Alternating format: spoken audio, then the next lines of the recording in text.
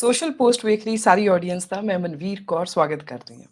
ਅੱਜ ਦਾ ਖਾਸ ਪ੍ਰੋਗਰਾਮ ਅਸੀਂ ਪੰਜਾਬ ਤੋਂ ਕੈਨੇਡਾ, ਅਮਰੀਕਾ ਵਰਗੇ ਦੇਸ਼ਾਂ ਦੇ ਵਿੱਚ ਪੜ੍ਹਨ ਜਾਣ ਵਾਲੇ ਵਿਦਿਆਰਥੀ ਜਿਹੜੇ ਇੰਟਰਨੈਸ਼ਨਲ ਸਟੂਡੈਂਟਸ ਨੇ ਉਹਨਾਂ ਤੇ ਕੇਂਦਰਿਤ ਬਣਾ ਰਹੇ ਹਾਂ।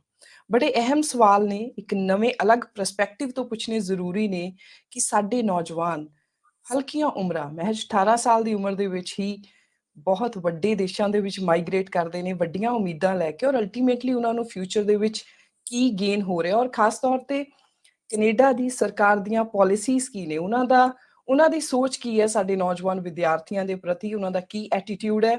ਇਹਨਾਂ ਸਭ ਗੱਲਾਂ ਨੂੰ ਡਿਸਕਸ ਕਰਨ ਦੇ ਲਈ ਅੱਜ ਦਾ ਖਾਸ ਪ੍ਰੋਗਰਾਮ ਹੈ, ਜਿਹਦੇ ਵਿੱਚ ਮੇਰੇ ਨਾਲ ਖਾਸ ਮਹਿਮਾਨ ਨੇ ਜਿਨ੍ਹਾਂ ਦਾ ਨਾਮ ਹੈ ਡਾਕਟਰ ਸੰਜੀਵ ਆਲੂਵਾਲੀਆ ਜੀ। ਮੈਂ ਸਵਾਗਤ ਕਰਦੀ ਹਾਂ ਸਰ ਤੁਹਾਡਾ। Thank you so much for being here. Thanks Manveer for inviting me. Sir, ਸਭ ਤੋਂ ਪਹਿਲਾਂ ਮੈਂ ਚਾਹਾਂਗੀ ਕਿ ਥੋੜੀ ਇੰਟਰੋਡਕਸ਼ਨ ਤੁਸੀਂ ਆਪਣੀ ਜ਼ਰੂਰ ਆਡੀਅנס ਨੂੰ ਦਿਓ, ਕਿਉਂਕਿ ਤੁਹਾਡੇ ਨਾਲ ਮੇਰਾ ਇੱਕ ਪਹਿਲਾਂ ਵੀ ਪ੍ਰੋਗਰਾਮ ਹੋਇਆ ਸੀ, ਬਹੁਤ ਸਲਾਹਿਆ ਗਿਆ, ਜਿਹੜਾ ਕਿ ਜ਼ੀਰਾ ਫੈਕਟਰੀ ਨਾਲ ਜੁੜਿਆ ਸੀ। ਤੁਸੀਂ ਕੈਨੇਡਾ ਦੇ ਵਿੱਚ ਪ੍ਰੋਫੈਸਰ ਰਹੇ ਹੋ। ਮੈਂ ਚਾਹੁੰਦੀ ਹਾਂ ਕਿ ਤੁਸੀਂ ਆਪਣੀ ਛੋਟੀ ਜਿਹੀ ਇੰਟਰੋਡਕਸ਼ਨ ਆਡੀਅנס ਲਈ ਜ਼ਰੂਰ ਦਿਓ ਸਰ। ਹਾਂਜੀ, ਬਹੁਤ ਜ਼ਿਆਦਾ ਇੰਟਰੋਡਕਸ਼ਨ ਦੀ ਤਾਂ ਲੋੜ ਨਹੀਂ। ਮੈਂ ਐਕੈਡੈਮਿਕਸ ਨਾਲ ਸਾਰੀ ਉਮਰ ਆਪਣਾ ਜੁੜਿਆ ਰਿਹਾ। ਹੁਣ ਤਾਂ ਮੈਂ ਬਿਜ਼ਨਸ ਕਰਦਾ, ਬਟ ਮੈਨੂੰ UBC ਟੀਚ ਕਰਨ ਦਾ ਮੌਕਾ ਮਿਲਿਆ।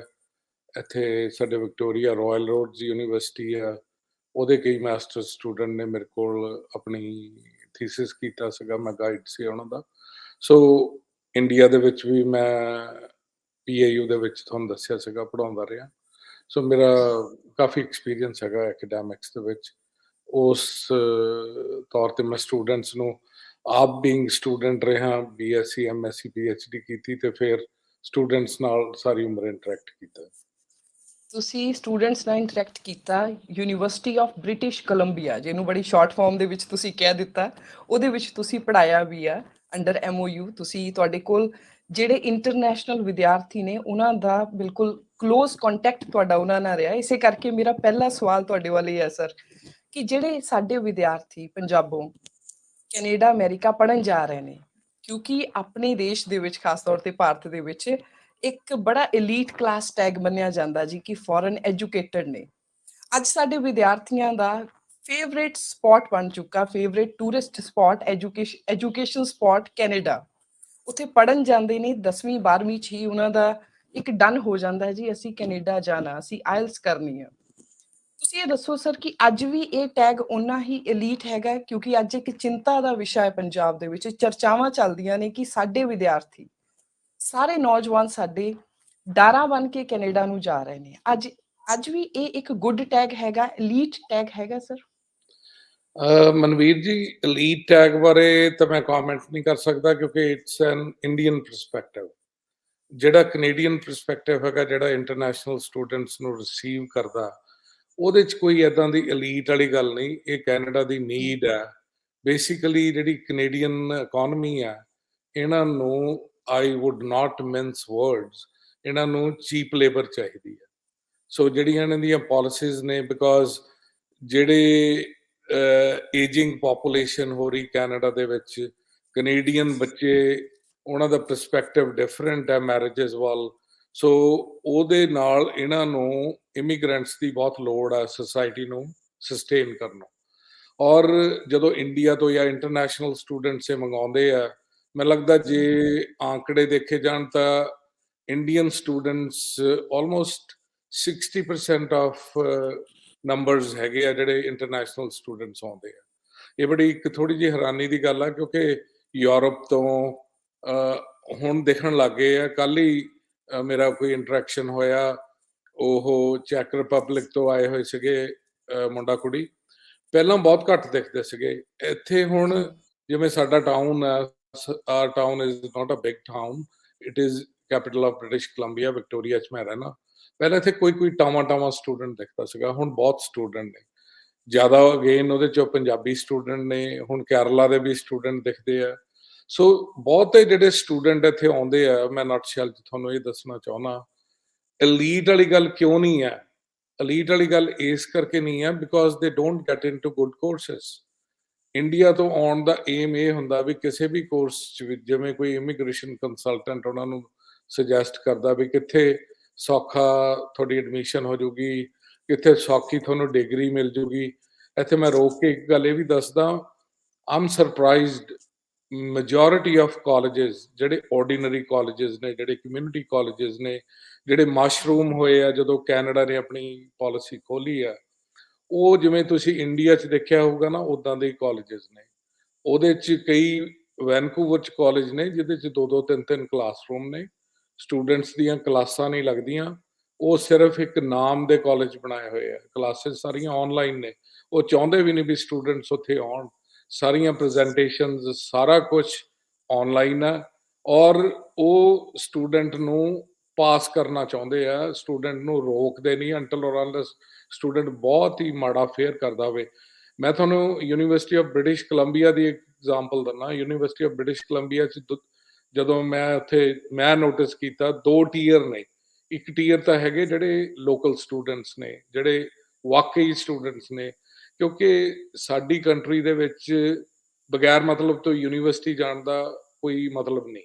ਜੇ ਕੋਈ ਸੀਰੀਅਸਲੀ ਇੰਟਰਸਟਿਡ ਹੈ ਤਾਂ ਹੀ ਜਾਣਦਾ, ਬਿਕੋਜ਼ ਜਿਹੜੀ ਇੱਕ ਆਮ ਜਨਤਾ ਹੈਗੀ ਆ ਉਹ ਅਫੋਰਡ ਨਹੀਂ ਕਰਦੀ, ਕਿਉਂਕਿ +2 ਦੀ ਤਾਂ ਐਜੂਕੇਸ਼ਨ ਸਿਸਟਮ ਹੈਗਾ ਫ੍ਰੀ।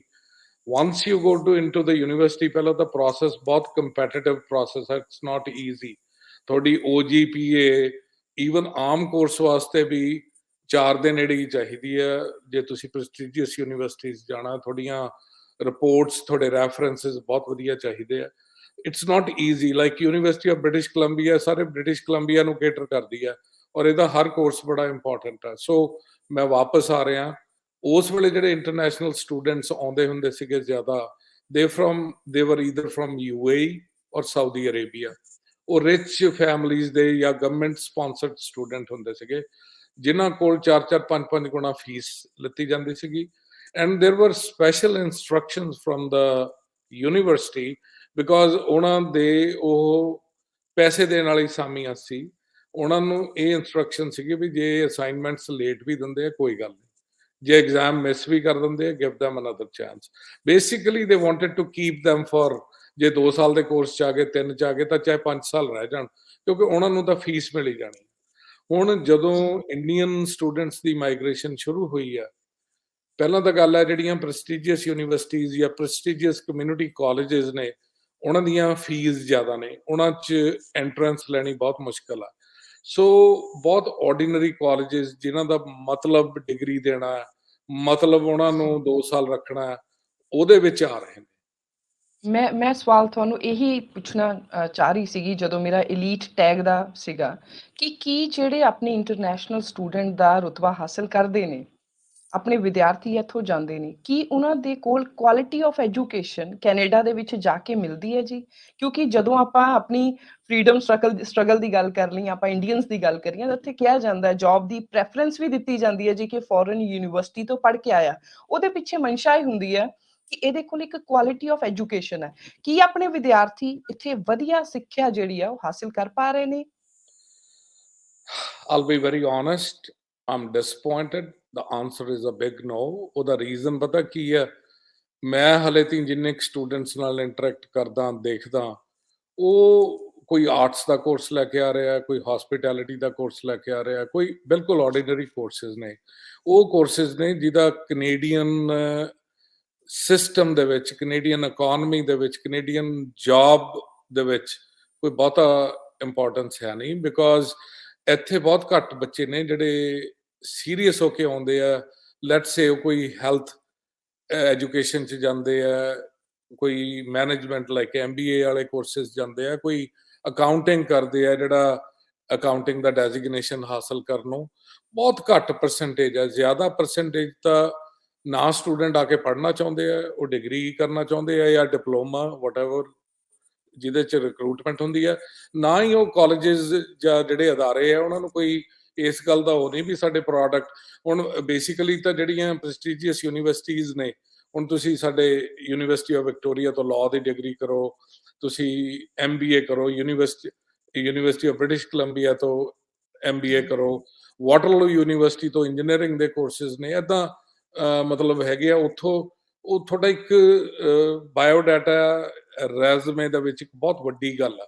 ਹੁਣ ਤੁਸੀਂ ਇੱਕ ਨਾਨ ਸਿਗਨੀਫੀਕੈਂਟ ਕਾਲਜ ਤੋਂ ਜਦੋਂ ਆ ਕੇ ਐਜੂਕੇਸ਼ਨ ਲੈਂਦੇ ਹੋ, ਉਸ ਐਜੂਕੇਸ਼ਨ ਦੇ ਬੇਸ ਤੇ ਕੋਈ ਐਕਸੈਪਸ਼ਨਲੀ ਜੀਨੀਅਸ ਹੀ ਹੋ ਸਕਦਾ ਜਿਹੜਾ ਜੌਬ ਲੈ ਜਾਵੇ, ਨਹੀਂ ਉਸ ਬੇਸ ਤੇ ਕਿਸੇ ਨੂੰ ਜੌਬ ਨਹੀਂ ਮਿਲਣੀ। ਇਹੀ ਸਭ ਤੋਂ ਵੱਡੀ ਤਰਾਸਦੀ ਹੋ ਰਹੀ ਹੈ ਵੀ ਇਹ ਆਪਣਾ ਟਾਈਮ ਟਪਾਉਣਾ ਚਾਹੁੰਦੇ ਆ ਉਸ ਕੋਰਸ 'ਚ, ਉਦੋਂ ਬਾਅਦ ਇਹ ਫਿਰ ਸੋਚਦੇ ਆ ਵੀ ਅਸੀਂ ਕੀ ਕਰੀਏ। ਹੁਣ ਸਾਡੇ ਟਾਊਨ 'ਚ ਇੱਕ ਰੁਝਾਨ ਇਹ ਬਣ ਰਿਹਾ ਹੈ, ਜਦੋਂ ਦੇ ਸਟੂਡੈਂਟਸ ਆਉਣੇ ਸ਼ੁਰੂ ਹੋਏ, ਜਸਟ ਅ ਸਮਾਲ ਐਗਜ਼ਾਮਪਲ ਮੈਂ ਤੁਹਾਨੂੰ ਦੱਸ ਰਿਹਾ, ਉਹ ਹਸਪਿਟੈਲਿਟੀ ਇੰਡਸਟਰੀ ਜਾਂ ਇੰਡੀਅਨ ਰੈਸਟੋਰੈਂਟਸ ਦੇ ਵਿੱਚ ਕੰਮ ਕਰਦੇ ਆ। ਜੇ 10 ਸਟੂਡੈਂਟ ਹਸਪਿਟੈਲਿਟੀ 'ਚ ਆ ਤਾਂ ਉਹਦੇ 'ਚੋਂ 9 ਇੰਡੀਅਨ ਰੈਸਟੋਰੈਂਟਸ 'ਚ ਆ। ਉਹ ਹੌਲੀ ਹੌਲੀ ਕੀ ਸੋਚਦੇ ਆ ਵੀ ਅਸੀਂ ਰੈਸਟੋਰੈਂਟ ਖੋਲ ਲਾਂਗੇ, that is an easy way out, ਔਰ ਰੈਸਟੋਰੈਂਟ ਖੁੱਲਣ ਵੀ ਲੱਗੇ ਆ। ਉਹਨਾਂ 'ਚੋਂ ਜੇ 10 ਖੁੱਲਦੇ ਆ, ਇੱਕ ਸਕਸੈਸਫੁਲ ਹੋ ਜਾਂਦਾ, 9। ਮੇਰੇ ਕਹਿਣ ਦਾ ਮਤਲਬ ਹੈ ਜਾਂ ਫਿਰ ਜ਼ਿਆਦਾ ਸਟੂਡੈਂਟਸ ਦਾ ਫੋਕਸ ਹੁੰਦਾ ਡਿਲੀਵਰੀਜ਼ ਕਰ ਲਈਆਂ, ਕਿਉਂਕਿ ਅੱਜ ਕੱਲ ਸਾਰਾ ਕੁਝ ਹੀ ਚੇਂਜ ਹੋ ਗਿਆ। ਐਮਾਜ਼ੋਨ ਦੀਆਂ ਡਿਲੀਵਰੀਜ਼ ਕਰ ਲਓ, ਫੂਡ ਦੀਆਂ ਡਿਲੀਵਰੀਜ਼ ਕਰ ਲਓ, ਕਿਉਂਕਿ ਹਾਲਾਤ ਅੱਜ ਕੱਲ ਦੇ ਇੱਥੋਂ ਦੀ ਸੋਸਾਇਟੀ 'ਚ ਇਹ ਬਣ ਗਏ ਆ ਵੀ ਇੱਕ ਬਲਾਕ ਦੂਰ ਸਟਾਰਬਕਸ ਜਾਂ ਟਿਮ ਹੋਟਨਸ ਆ ਜਾਂ ਪੀਜ਼ਾ ਆ, ਉਹ ਬੱਚੇ ਜਿਹੜੇ ਇੱਥੋਂ ਦੇ ਆ ਉੱਥੋਂ ਡਿਲੀਵਰੀ ਕਰਾਉਂਦੇ ਆ। ਮੈਨੂੰ ਸਮਝ ਨਹੀਂ ਲੱਗਦੀ ਵੀ ਠੰਡੀ ਕਾਫੀ ਦਾ ਤਾਂ ਤੁਸੀਂ ਡਿਲੀਵਰੀ ਕਰਾ ਸਕਦੇ ਹੋ, ਗਰਮ ਕਾਫੀ ਦੀ ਇੱਕ ਬਲਾਕ ਤੋਂ। ਸੋ ਬੇਸਿਕਲੀ ਜੇ ਅੱਜ ਕੱਲ ਤੁਸੀਂ ਦੇਖੋ, it's an easy way out for students, ਡਿਲੀਵਰੀਆਂ ਕਰ ਲੀਆਂ, ਇਦਾਂ ਦੇ ਕੰਮ ਕਰ ਲਏ, ਫੋਕਸ ਹੈ ਨਹੀਂ ਲੌਂਗ ਟਰਮ। ਮਤਲਬ ਸਟੂਡੈਂਟਸ ਦਾ ਜਿਹੜਾ ਐਟੀਟਿਊਡ ਹੈ ਉਹ ਸਿਰਫ ਉਹੀ ਹੈ ਕਿ ਅਸੀਂ ਇੱਥੇ ਐਜੂਕੇਸ਼ਨ ਦਾ ਵੀਜ਼ਾ ਲੈ ਕੇ ਪਰਮਾਨੈਂਟ ਰੈਜ਼ੀਡੈਂਸੀ ਲੈਣੀ ਹੈ ਔਰ ਉਸ ਤੋਂ ਬਾਅਦ ਸਿਟੀਜ਼ਨਸ਼ਿਪ ਲੈਣੀ ਹੈ। ਯੈਸ, ਔਰ ਹੁਣ ਇਹਦੇ ਚ ਵੀ ਸਟੂਡੈਂਟਸ ਦੀਆਂ ਕਈ ਕਲਾਸਿਸ ਨੇ। ਤੁਸੀਂ ਐਲੀਟ ਵਰਡ ਯੂਜ਼ ਕੀਤਾ, ਇੱਥੇ ਜਿਹੜੇ ਕੀ ਸਟੂਡੈਂਟਸ ਆਉਂਦੇ ਆ ਉਹ ਦੇ ਬਿਲੋਂਗ ਟੂ ਐਲੀਟ ਕਲਾਸ। ਉਹਨਾਂ ਦੇ ਪੇਰੈਂਟਸ ਕੋਲ ਇੰਨਾ ਪੈਸਾ ਹੈਗਾ ਵੀ ਉਹ ਇਹ ਸੋਚਦੇ ਆ ਇਕੱਲਾ ਮੁੰਡਾ ਹੈ ਜਾਂ ਇਕੱਲੀ ਕੁੜੀ ਹੈ ਜਾਂ ਵਟਐਵਰ, ਫੈਮਿਲੀ ਡਾਇਨਾਮਿਕਸ ਇੱਦਾਂ ਦੀਆਂ, ਉਹ ਅਫੋਰਡ ਕਰਦੇ ਆ। ਉਹਨਾਂ ਨੂੰ ਲੱਗਦਾ ਵੀ ਅਸੀਂ ਮਿਲੀਅਨ $2 ਮਿਲੀਅਨ ਵੀ ਲੈ ਆਵਾਂਗੇ।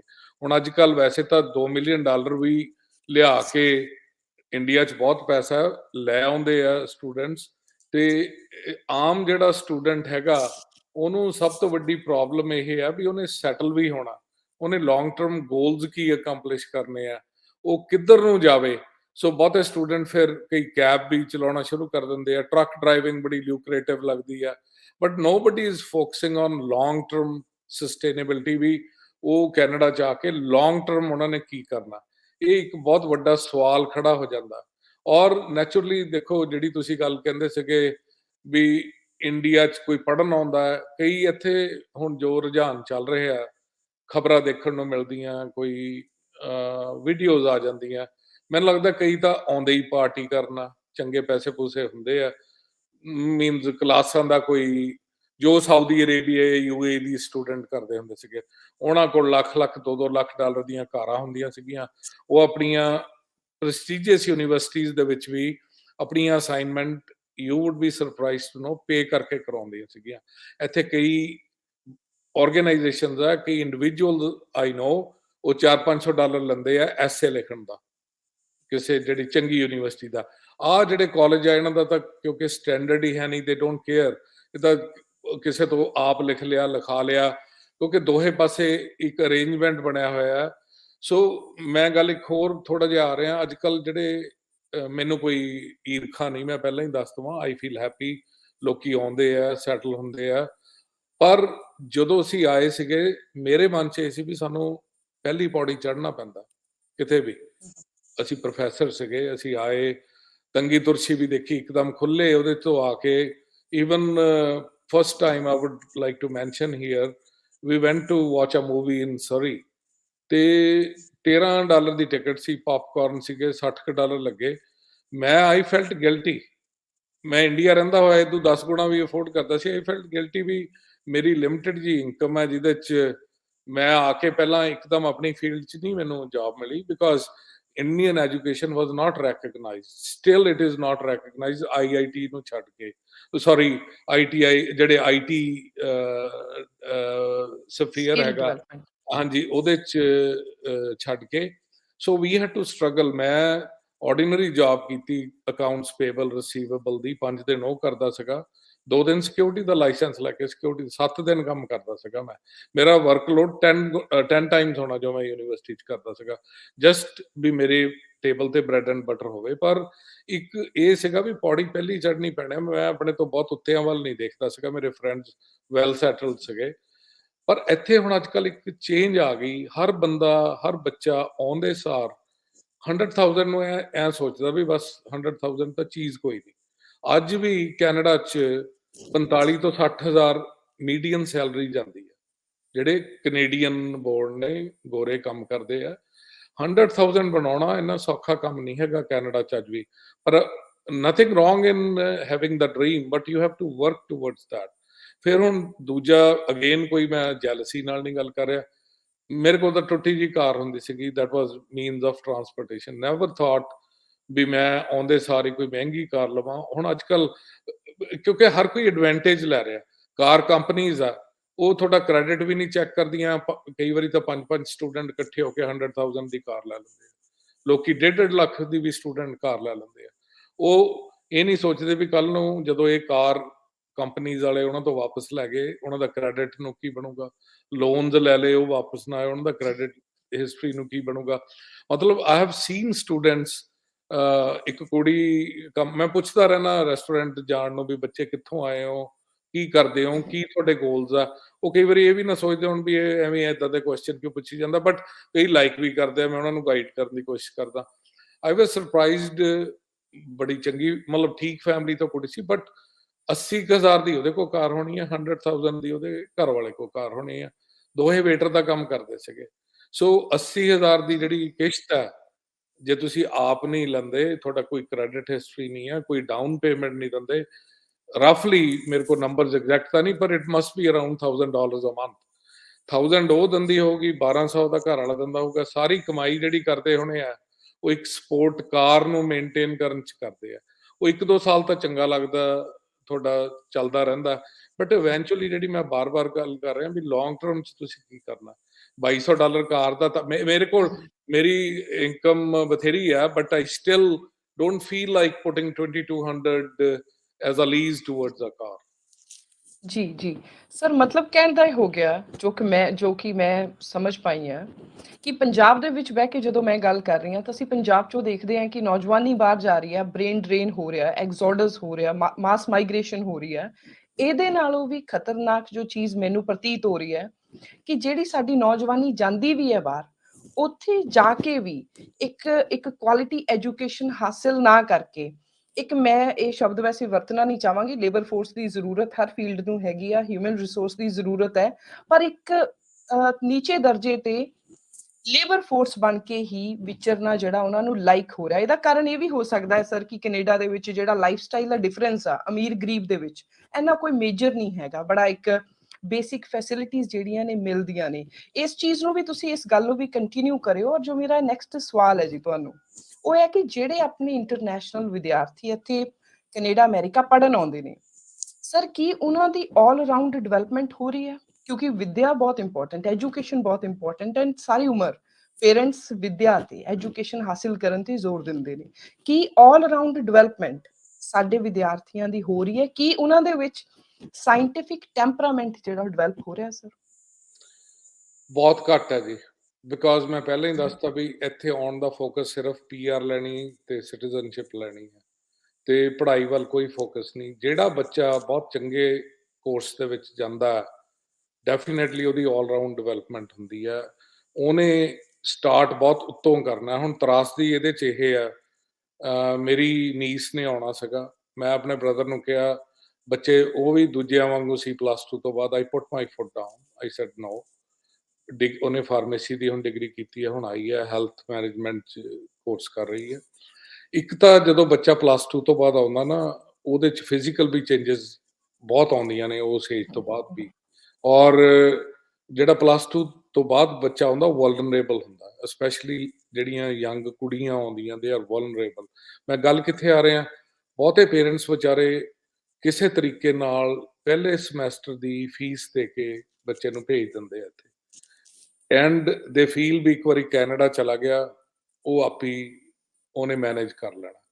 ਹੁਣ ਜੇ ਉਹ ਚੰਗੇ ਇੰਸਟੀਚਿਊਟ 'ਚ ਜਾ ਰਿਹਾ, ਆਈ ਹੈਵ ਬਿਨ ਪਾਰਟ ਆਫ ਦੈਟ, ਇੰਨੀਆਂ ਮਨਵੀਰ ਜੀ ਅਸਾਈਨਮੈਂਟਸ ਮਿਲਦੀਆਂ ਵੀ ਤੁਸੀਂ ਕੰਮ ਜ਼ਿਆਦਾ ਨਹੀਂ ਕਰ ਸਕਦੇ। ਜਿਹੜੇ 20 ਆਵਰਸ ਅਲਾਉਡ ਆ, ਹੁਣ ਇਹਨਾਂ ਨੇ 40 ਆਵਰਸ ਵੀ ਕਰਤੇ। It's not possible to work. ਇੱਥੇ ਦੇ ਜਿਹੜੇ ਟ੍ਰੈਡੀਸ਼ਨਲ ਕੈਨੇਡੀਅਨ ਸਟੂਡੈਂਟਸ ਆ, ਜਿਹੜੇ ਥੋੜ੍ਹੇ ਜਿਹੇ ਫਾਈਨੈਂਸ਼ੀਅਲੀ ਚੈਲੰਜ ਆ, ਕੋਈ ਸਕਾਲਰਸ਼ਿਪ ਤੋਂ ਬਿਨਾਂ ਨੇ, ਉਹ ਕੀ ਕਰਦੇ ਆ, ਉਹ 1 ਸਮੈਸਟਰ ਕੰਮ ਕਰਦੇ, 1 ਸਮੈਸਟਰ ਪੜ੍ਹਦੇ ਆ, ਜਾਂ ਥੋੜ੍ਹਾ ਨਾਲ ਕੰਮ ਕਰਦੇ ਆ। ਆਪਣੇ ਸਟੂਡੈਂਟਸ ਦਾ ਜਿਹੜਾ ਸਾਰਾ ਫੋਕਸ ਆ, ਜਿੰਨਾ ਕੁ ਲੀਗਲੀ ਅਲਾਉਡ ਆ ਓਨਾ ਕੰਮ ਕਰ ਲਓ, ਉਦੋਂ ਬਾਅਦ ਉਹ ਕੈਸ਼ ਤੇ ਕੰਮ ਕਰਦੇ ਆ। ਕੈਸ਼ ਤੇ ਕੰਮ ਤੋਂ ਫਿਰ ਉੱਥੋਂ ਉਹਨਾਂ ਦੀ ਐਕਸਪਲੋਇਟੇਸ਼ਨ ਸ਼ੁਰੂ ਹੁੰਦੀ ਆ। ਜਾਂ ਤਾਂ ਪੈਸੇ ਨਹੀਂ ਮਿਲਦੇ, 3-3 ਮਹੀਨੇ ਲੋਕੀ ਕੰਮ ਕਰਾ ਕੇ, ਉਹਨਾਂ ਨੂੰ ਪਤਾ ਵੀ ਇਹ ਕਿਤੇ ਜਾ ਨਹੀਂ ਸਕਦੇ, ਦੇयर इज नो ਆਰਗੇਨਾਈਜੇਸ਼ਨ ਵੀ ਜਿੱਥੇ ਉਹ ਕੰਪਲੇਨ ਕਰ ਸਕਣ, ਉਹ ਚੁੱਪ ਚਪੀਤੇ ਵਿਚਾਰੇ ਚੱਲ ਜਾਂਦੇ ਆ। ਔਰ ਜਿਹੜਾ I hate to say that, ਆਪਣੇ ਜਿਹੜੇ EMPLOYERS ਨੇ, ਮੈਂ ਵੀ ਸ਼ੁਰੂ 'ਚ ਫੀਲ ਕੀਤੀ ਸੀ ਜਦੋਂ ਮੈਂ ਜੁਆਇਨ ਕੀਤਾ, ਆਪਣੇ EMPLOYERS ਜਿਹੜੇ ਹੈਗੇ ਆ ਬਹੁਤ ਮੀਨ EMPLOYERS ਨੇ, ਬਿਕੋਜ਼ ਉਹਦਾ ਰੀਜ਼ਨ ਹੈ ਦੇ ਵਰ ਨੈਵਰ ਬਿਜ਼ਨਸਮੈਨ। ਇੱਥੇ ਮੌਕੇ ਨਾਲ ਬਿਜ਼ਨਸਮੈਨ ਬਣ ਗਏ। ਉਹ ਬਹੁਤਿਆਂ ਨੂੰ ਤਾਂ ਆਪਣਾ ਨੌਕਰ ਟਾਈਪ ਟਰੀਟ ਕਰਦੇ ਆ, it's not a professional thing. So ਜਿਹੜੇ ਬੱਚੇ ਹੁਣ ਮੇਰੇ 2 ਫਰੈਂਡਸ ਦੇ ਨੇ, ਉਹ ਅਕਾਊਂਟਿੰਗ ਦੇ ਕੋਰਸਿਸ ਕਰ ਰਹੇ, ਲਾਅ ਦੇ ਕੋਰਸ ਕਰ ਰਹੇ ਆ, ਉਹਨਾਂ ਕੋਲ they don't have time to work. ਕਿਤੇ ਮਾੜਾ ਮੋਟਾ ਵੀਕਐਂਡ ਤੇ ਕੰਮ ਕਰ ਲਿਆ, ਉਹਨਾਂ ਕੋਲ ਟਾਈਮ ਹੀ ਹੈ ਨਹੀਂ, ਕਿਉਂਕਿ ਜੇ ਤੁਸੀਂ ਆਪਣੇ ਕੋਰਸ, ਚੰਗੇ ਕੋਰਸ ਨੂੰ ਜਸਟੀਫਾਈ ਕਰਨਾ, ਤਾਂ ਤੁਸੀਂ ਕੰਮ ਨਹੀਂ ਕਰ ਸਕਦੇ। ਹੁਣ ਇਹ ਬਹੁਤ ਵੱਡੀ ਇੱਕ ਪ੍ਰੋਬਲਮ ਆ ਜਾਂਦੀ ਹੈ, ਜਦੋਂ ਬੱਚੇ ਕੋਲ ਪੈਸੇ ਨਹੀਂ, ਉਹਨੇ ਰਹਿਣਾ, ਉਹ ਕਿਵੇਂ ਰਹੂਗਾ? ਉਹ ਹਰ ਤਰੀਕਾ ਅਜ਼ਮਾਊਗਾ ਜਿਹਦੇ ਨਾਲ ਉਹਨੂੰ ਪੈਸੇ ਮਿਲ ਜਾਣ। ਉਹ ਡਿਸਪੁਆਇੰਟਮੈਂਟ ਨਹੀਂ ਆਪਣੇ ਪੇਰੈਂਟਸ ਨੂੰ ਦੇਣਾ ਚਾਹੁੰਦਾ, ਉਹਨੂੰ ਪਤਾ ਵੀ ਉਹਨਾਂ ਦੇ ਪੇਰੈਂਟਸ ਕੋਲ ਕੋਈ ਪੈਸਾ ਹੀ ਹੈ।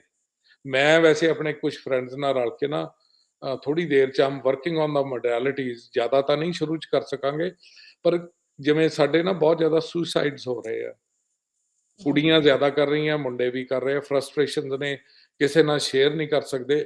ਈਵਨ 1 ਸਾਲ ਪਹਿਲਾਂ ਆਇਆ ਜਿਹੜਾ ਬੱਚਾ ਹੈ, ਉਹ ਦੂਜੇ ਨੂੰ ਐਕਸਪਲੋਇਟ ਕਰਨ ਦੀ ਕੋਸ਼ਿਸ਼ ਕਰਦਾ। ਇਹਦੇ 'ਚ ਕਈ ਜਿਹੜਾ ਮੀਨਸ ਬਹੁਤ ਇਨਸੀਡੈਂਟ ਹੁੰਦੇ ਆ ਜਿਹੜੇ ਅੱਜ ਕੱਲ੍ਹ ਸੁਣਨ ਨੂੰ ਮਿਲ ਰਹੇ ਆ ਵੀ ਲੈਫਟ ਟੂ ਨੋ ਰਿਸੋਰਸ। ਫਿਰ ਜਿਹੜੀਆਂ ਵਿਚਾਰੀਆਂ ਕੁਝ ਬੱਚੀਆਂ ਨੇ, ਉਹ ਗਲਤ ਕੰਮ ਵਾਲੇ ਵੀ ਪਾਸੇ ਲੱਗ ਜਾਂਦੀਆਂ। That is so unfortunate. ਉਹ ਵੀ ਆਪਣੇ ਬੰਦੇ ਵੀ ਸਾਰੇ ਐਕਸਪਲੋਇਟ ਕਰਦੇ ਆ। We are trying to set up an charitable organisation, ਜਿੱਥੇ ਜੇ ਕੋਈ ਸਾਈਕੋਲੋਜੀਕਲ ਨੀਡ ਆ ਬੱਚੇ ਨੂੰ, ਸਾਡੇ ਕੋਲ ਆਵੇ, ਸਾਨੂੰ ਕੰਟੈਕਟ ਕਰੇ, we will provide resources. Because ਇਹ ਜਿਹੜੀ ਸੋਸਾਇਟੀ ਹੈ ਨਾ, ਨਾਰਥ ਅਮਰੀਕਨ ਸੋਸਾਇਟੀ ਨੂੰ ਇੱਕ ਸਮਝਣਾ ਪਊਗਾ, ਇਹਦੇ 'ਚ ਬੱਚਿਆਂ 'ਚ, ਵੱਡਿਆਂ 'ਚ ਬਹੁਤ ਜ਼ਿਆਦਾ ਮੈਂਟਲ ਹੈਲਥ ਇਸ਼ੂਜ਼ ਨੇ। ਬਿਕੋਜ਼ ਕੋਈ ਨਾਲ ਦਾ ਗੱਲ ਕਰਨ ਨੂੰ ਹੈ ਨਹੀਂ, ਕੋਈ ਦੋਸਤ ਮਿੱਤਰ ਹੈ ਨਹੀਂ, ਕਕੂਨ ਟਾਈਪ ਐਗਜ਼ਿਸਟੈਂਸ ਹੈ। ਔਰ ਜਿਹੜੀ ਤੁਸੀਂ ਲੇਬਰ ਦੀ ਗੱਲ ਕਰਦੇ ਹੋ ਨਾ, ਮੈਂ ਥੋੜ੍ਹਾ ਜਿਹਾ ਉੱਥੇ ਮੁੜ ਕੇ ਆਉਣਾ। ਇਹ ਸੋਸਾਇਟੀ ਨੂੰ ਲੋੜ ਹੈ ਉੱਦਾਂ ਦੇ ਬੰਦਿਆਂ ਦੀ, ਜਿਹੜੇ ਦਿਨ 'ਚ 3 ਵੱਡੇ ਵੱਡੇ ਬਰਗਰ ਖਾ ਲੈਣ, 2 ਲੀਟਰ ਕੋਕ ਪੀ ਲੈਣ, ਡਾਕਟਰ ਕੋਲ ਜਿਹੜੀਆਂ ਦਵਾਈਆਂ ਨੇ ਉਹ ਲੈ ਲੈਣ। ਸਿਸਟਮ ਚਾਹੁੰਦਾ ਨਹੀਂ ਉਹਨਾਂ ਨੂੰ ਵੀ ਉਹ ਫਲਰਿਸ਼ ਕਰਨ। ਜਿਹੜਾ ਤੁਸੀਂ ਸਾਇੰਟੀਫਿਕ ਟੈਂਪਰਾਮੈਂਟ ਦੀ ਗੱਲ ਕਰਦੇ ਹੋ ਨਾ, ਇਹ ਸੋਸਾਇਟੀ 'ਚ ਬਹੁਤ ਘੱਟ ਹੈ। ਬਹੁਤ ਅਨਪੜ੍ਹ ਸੋਸਾਇਟੀ ਹੈ, ਜਿੰਨਾ ਇੱਕ ਜਨਰਲ ਲੈਵਲ ਆਪਣੇ ਬੰਦੇ ਨੂੰ ਪਤਾ ਹੁੰਦਾ। ਇੱਥੇ ਇੰਡੀਆ 'ਚ, USA, ਕੈਨੇਡਾ 'ਚ ਬਹੁਤ ਇਸ ਗੱਲ ਦੀ ਤਰਾਸਦੀ ਹੈ। ਇਹਨਾਂ ਨੂੰ ਸਿਰਫ ਆਪਣਾ ਪਤਾ ਵੀ ਅਸੀਂ ਫਲਾਣੀ ਜੌਬ ਤੇ ਜਾਣਾ, ਉੱਥੋਂ ਸਾਨੂੰ ਇੰਨੇ ਦਾ ਪੇ ਚੈੱਕ ਮਿਲਣਾ, ਅਸੀਂ ਇੱਦਾਂ ਫੂਡ ਖਾ ਲੈਣਾ। ਔਰ ਅਨਹੈਲਥੀ ਫੂਡ ਜਿਹੜਾ ਖਾਂਦੇ ਆ, ਉਹਦੇ ਨਾਲ ਡਾਇਬੀਟੀਜ਼ ਆ, ਬਲੱਡ ਪ੍ਰੈਸ਼ਰ ਆ, ਲਾਈਫ ਸਟਾਈਲ ਡਿਜ਼ੀਜ਼ਸ ਨੇ। ਸੋ ਅੱਜ ਕੱਲ੍ਹ ਡਰੱਗਸ ਬਹੁਤ ਚੱਲ ਰਹੀਆਂ। ਆਪਣੇ ਸਟੂਡੈਂਟ ਵੀ ਹੁਣ, ਜੇ ਤੁਹਾਨੂੰ ਇਸ ਦਾ ਮੈਂ ਪਿਕਚਰ ਦੇਵਾਂ, ਪੰਜਾਬੀ ਸਟੂਡੈਂਟਸ ਵੀ ਗੈਂਗਸ ਬਣਾਉਣ ਲੱਗ ਗਏ ਆ। ਇਦੋਂ ਪਹਿਲਾਂ ਜਿਹੜੇ ਇਮੀਗ੍ਰੈਂਟਸ ਦੇ ਬੱਚੇ ਸੀਗੇ ਸਾਡੇ, ਆਲਮੋਸਟ ਤੁਸੀਂ ਇਹ ਕਹਿ ਲਓ ਮਹੀਨੇ 'ਚ 2, 4, 5, 10 ਵੀ ਗੈਂਗ ਵਾਰਸ ਨਾਲ ਰਿਲੇਟਡ ਡੈਥਸ ਹੁੰਦੀਆਂ ਨੇ, ਜਿਹਦੇ 'ਚ ਡਰੱਗਸ ਇਨਵੋਲਵ ਨੇ। ਉਹ ਡਰੱਗਸ 'ਚ ਈਜ਼ੀ ਮਨੀ ਹੈ।